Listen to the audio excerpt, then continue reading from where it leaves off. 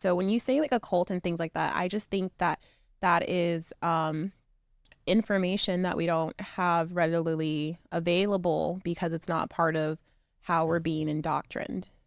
Right, right. You know, the which institutions that would teach these things, or Illuminati institutions that would teach Yeah, these things. Freemasons. Yeah, Freemasons, yeah.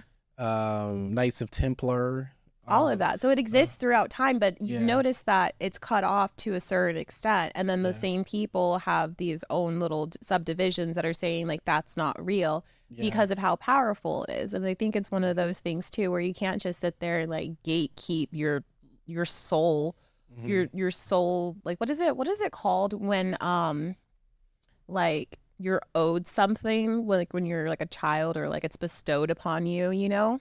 like you're right. You're Or, right. Yes, our yeah, spiritual, our soul rights. You can't just sit there and deny us for a limited time, you know?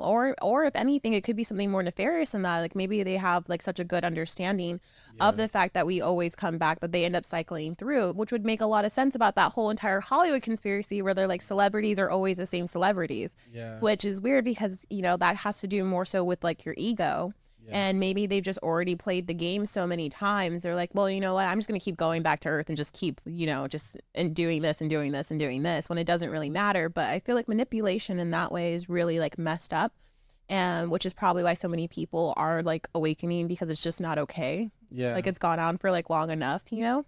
yeah. But I'm always having realizations like that constantly. hmm So that's how I'm gonna go ahead and like explain how like celebrities work and like the Illuminati and things like hmm that. It's just more so they've already figured out the game Yeah. and they just like it the way it is. They probably have like honestly, it's probably like a game of like group tag. Like they're probably It's from, because you have like your soul contracts and you have your soul families that you like come I, to terms with, and they're like, you know what, yeah. we got this. Like we're I, red team all day. I think it's deep. Like from what I understand, it has to do with bloodlines. Yeah. So that's why they're like, you can breed with this person or not breed with that person, and they track that shit because they know after this they will not have access to a certain thing without how do I put this? Being being a melanated person will give you certain access. Is what I've heard. No, it's true. It's I know, Yeah. but Okay. I'm just saying. So I've heard. Yeah. It's okay. It's all right. Everybody has a little bit of So black in them anyway. So if you feel left out, just know that there's like a percentage of you that isn't. So there we yeah, go. Everybody's black. It's cool. yeah, yeah. There you go. Thank you for the save there. And but unfortunately, the nefarious part of it is that they know that they need to have this type of uh molecule in them, so they'll take it.